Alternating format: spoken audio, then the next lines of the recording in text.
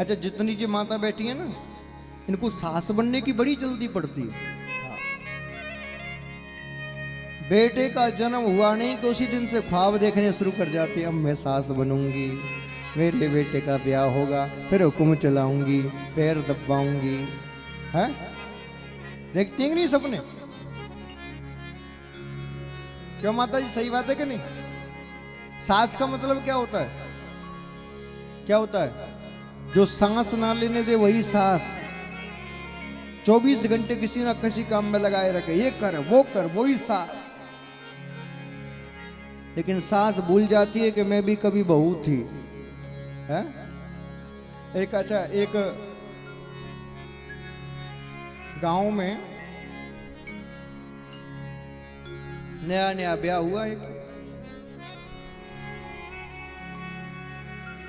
तो सासू माँ बड़ी लाल दुलार करती है नई नई बहू पे, कुछ दिन के लिए, 4 दिन का दुलार रहता है बस वो।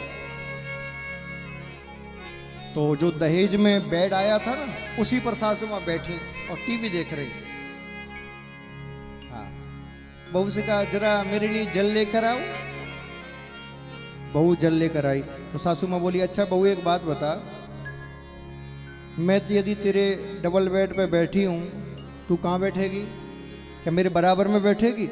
तो बहू बेचारी शरीफ थी, हाथ जोड़ के बोली, बोले अरे सासू माँ, मैं आपकी बराबरी में कैसे बैठ सकती हूँ? आप मेरी सास हो, मैं आपकी बहू हूँ, बराबरी में नहीं बैठूंगी। जो आपके नीचे जो सोफा डला हुआ है ना, उस सोफे पे बैठ जाऊंगी, लेकिन आपकी बराबरी में कभी नहीं बैठूंगी। हाँ, अब सासू माँ भी कहने लगी, वाह वाह कितनी संस्कारी बहू है। अच्छा बेटा एक बात बता कि कहीं मैं डबल बेड से उठ के सोफे पर बैठ गई, फिर तू कहाँ बैठेगी? कि फिर मेरे बगल सोफे पर बैठेगी? अरे सासू माँ कैसी बात कर रही हो, मैं फिर भी आपकी बराबरी में नहीं बैठूंगी।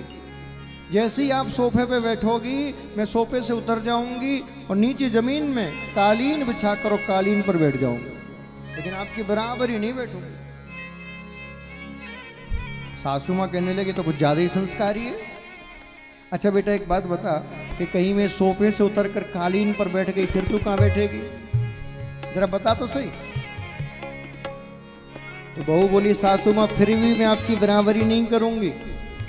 यदि आप सोफे से उतरकर कालीन पर बैठ गई तो मैं कालीन को एक बगल कर दूंगी और जमीन पर बैठ जाऊंगी, लेकिन आपके बराबरी के आसन में नहीं बैठूंगी।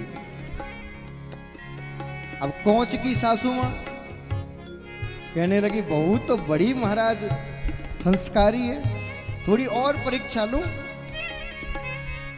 तो कहा बेटे एक बात बता, कहीं मैं कालीन से उतरकर जमीन पर बैठ गई, फिर तू कहां बैठेगी? तो बहू बोली, अब तो हद कर दी इन्होंने। तो बहू ने कहा, बोले सासू माँ मैं फिर भी आपकी बराबरी में नहीं बैठूंगी, जमीन में 5 हाथ नीचे गड्ढा करूंगी, उस गड्ढे में जाके बैठ जाऊंगी, लेकिन तुम्हारी बराबरी में नहीं बैठूंगी। सासू माँ ने कहा, इसने तो हद ही कर दी, जमीन में गड्ढा करके बैठेगी। अच्छा अभी बताती हूँ उसको, रुक जाओ। सासू माँ ने कहा, बेटा एक बात बता कि कहीं मैं जमीन से उठ के और उसी गड्ढे में बैठ गई, फिर तू कहां बैठेगी? अब बता। तो बहू भी महाराज आसपास की किसी गांव की थी। बहू ने कहा, तो पानी सिर के ऊपर हो गया, मैं बेड से और जमीन के अंदर तक पहुंच गई, लेकिन सासू माँ को बिल्कुल भी चिंता नहीं। तो जैसी सासू माँ ने कहा कि मैं गड्ढे के अंदर बैठ गई, फिर तू क्या करेगी? तो बहू बोली, फिर तो सासू माँ सब टेंशन ही खत्म हो जाएंगी, मैं गड्ढे से बाहर निकलूंगी और जैसे ही आप गड्ढे में बैठोगे मैं ऊपर से मिट्टी डाल दूंगी। बोलो राधे राधे। हद हो गई, मैं 2 डबल बेड से और जमीन में पहुंच गई, तुम रुकने का नाम ही नहीं ले रहे। तो ऐसी सास होती है महाराज, एक काम पूरा नहीं हुआ कि दूसरा काम तुरंत बता देती है। बहू कहती है, ने का तो आराम कर लें दे। एक बार एक व्यक्ति ने पूछा, बोले महाराज एक बात बताओ, सीता जी बन क्यों गई? मैंने कहा सही सही बताऊं कि झूठ बताऊं? बोले सही सही बताओ। तो मैंने कहा सीता के बन जाने में बहुत बड़ी सीख है, सीता के बन जाने में बहुत बड़ी सीख है।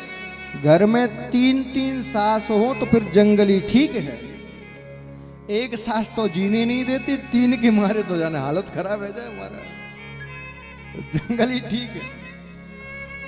तो मैया को भी सास बनने की बड़ी पड़ी महाराज।